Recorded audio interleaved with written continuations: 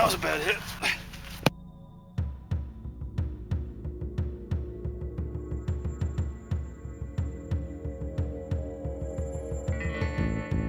My name's Dave. I live in upstate New York on 18 beautiful acres, and I harvest wood for my winter burn. I don't do it to fit in. I was doing this long before the words "going green" were a household name. I do it to save money and because I love the outdoors. I've got my wheeler, my saw, and my maul, and I'm ready to harvest. So join me on this exclusive YouTube edition of The Wood Slayer.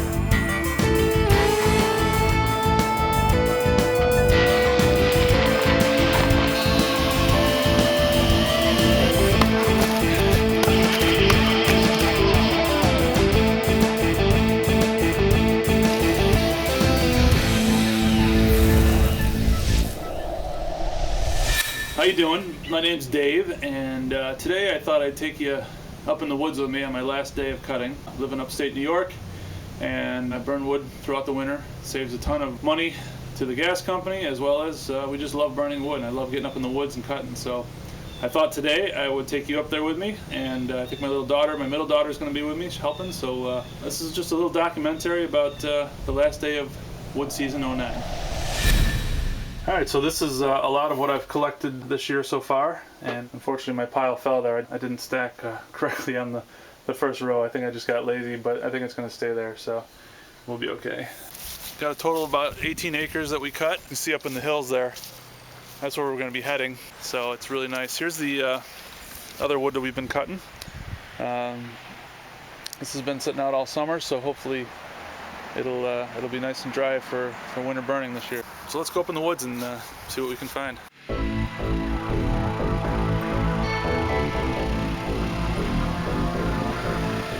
My home is a pre-Civil War home built in 1840.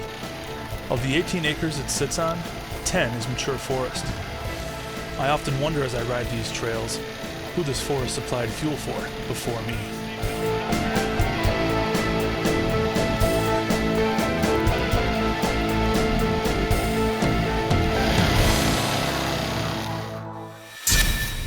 Okay, so we're up in the woods here, and I only take down the dead stuff. I really don't cut green and let it season, although if I may have to next year. But so far there's been plenty of dead. And this is a tree that I've wanted to get. If you look up here, that's a nice dead white oak that I've been waiting to cut all summer. So it looks like it's in between a couple of trees. I'm going to try to drop it down that way and see if we can't get it to go right in through there. The main species up here is white oak, with red oak coming in a close second. I also have ample supplies of maple, hickory, and white ash, although the white ash population has been rapidly declining due to the disease known as ash yellows. But ash is great burning. It burns a little quicker, but we still like to burn it, and it smells great. So all right, let's get ready to cut this tree down.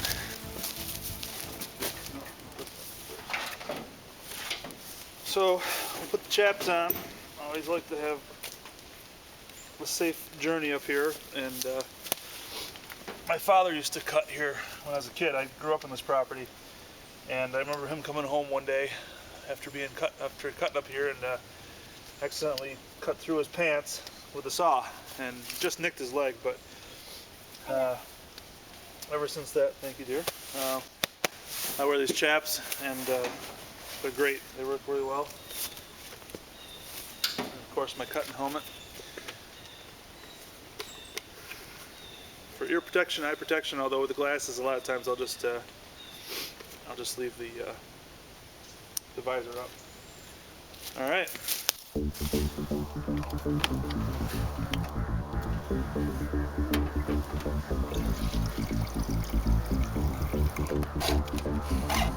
All right, let's cut this thing down.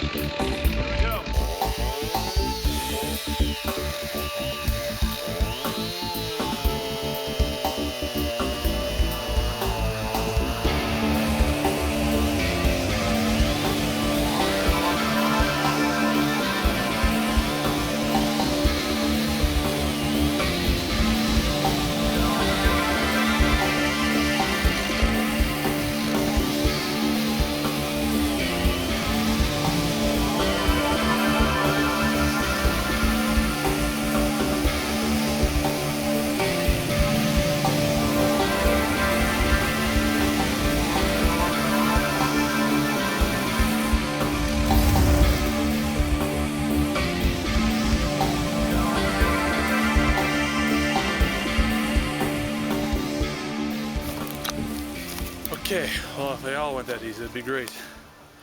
So, this is a beautiful white oak, and I'm going to start splitting it now. But I thought before I did that, I'd show you a little bit about some of the equipment I'm using. This is my ATV. It's a Articat 400, 4x4, and it has been a workhorse. I can't believe the wood I pull out of these woods. It's just been a great machine. It's a 2003. And you'll get a kick out of this, but this is my trailer, which has seen better days, but it still works great. It's an old pop-up trailer that my father-in-law gave me that they used to camp in, and you can see it's really falling apart. What I'd like to do is put some steel reinforcement in there. I'd like to really tear it all apart and just rebuild it from the frame up, but anyway, so far it's been working great. I've got it screwed together and kind of held together with some 2x4s, and it's been like that for 3 years and still works great. So anyhow, but that's the equipment I'm using. Of course, you saw the steel chainsaw over there, and that's been a workhorse as well. So, all right, let's split some of these guys. Okay, so to split, I'm just using a standard maul. It's I'm not sure how many pounds it is, 6, 7 pounds maybe, and we'll just see how these guys split up. Gonna let the tool do the work.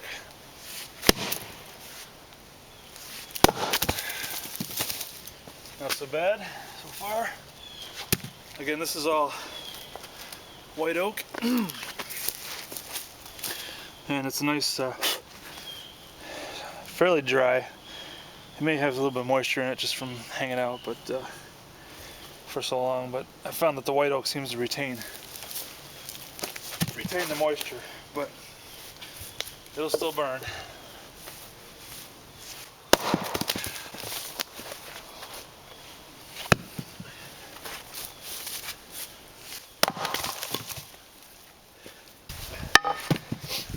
I do have access to a wood splitter that my neighbor has that he's been gracious enough to let me use when I need it, but I do enjoy swinging the axe and swinging the maul. And actually, it's probably a little faster doing it this way.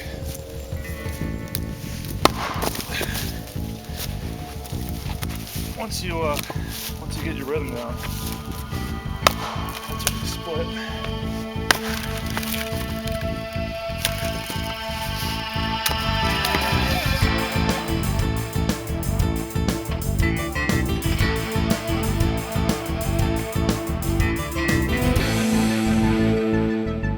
Okay, so I just went through that whole pile of wood there and split it all.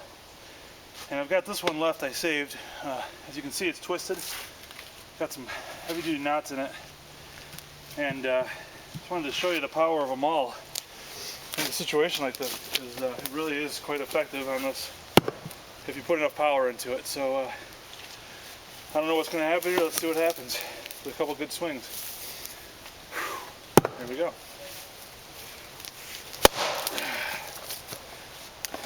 Yeah, I broke it right open. That was it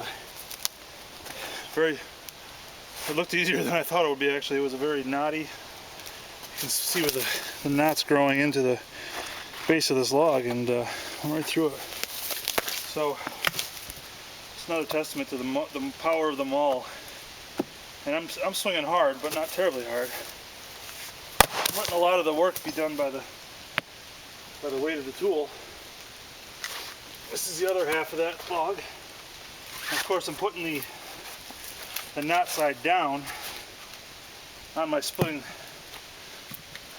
log here, so I can go in easier here, and then hopefully this will blow out at the bottom. So let's try this one again.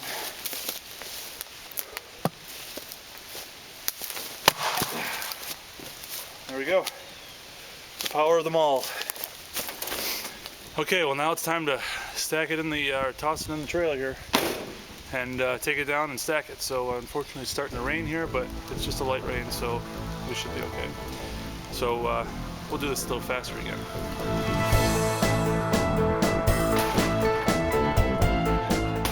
Each trailer load of wood will last about 7 days, but if temperatures are near 0 or below, we'll burn 2 stoves, resulting in 2 times the fuel used. At this burning rate, I should have enough wood to last until March.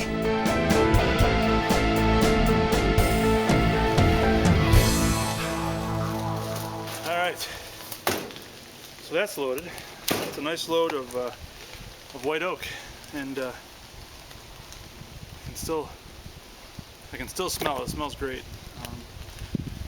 Now we're going to take it down and stack it and get out of this rain.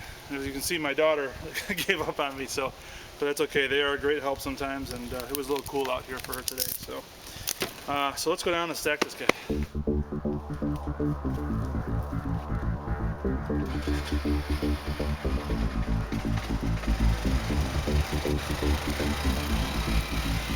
So how much can I gather in a day?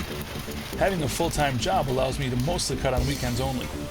When you're working by yourself, felling, chunking, splitting, loading, and stacking, 3 to 4 loads is a good day.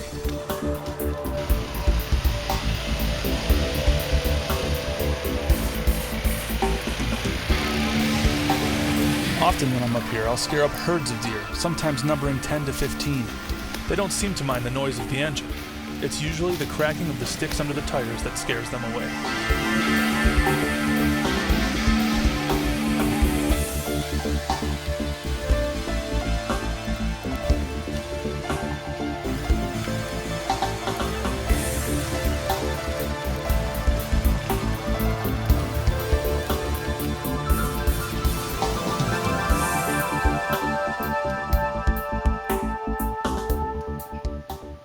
Okay, it's definitely raining a little harder now, but we're going to take that pile, that trailer full of wood, and we're going to put it right over here. So here we go.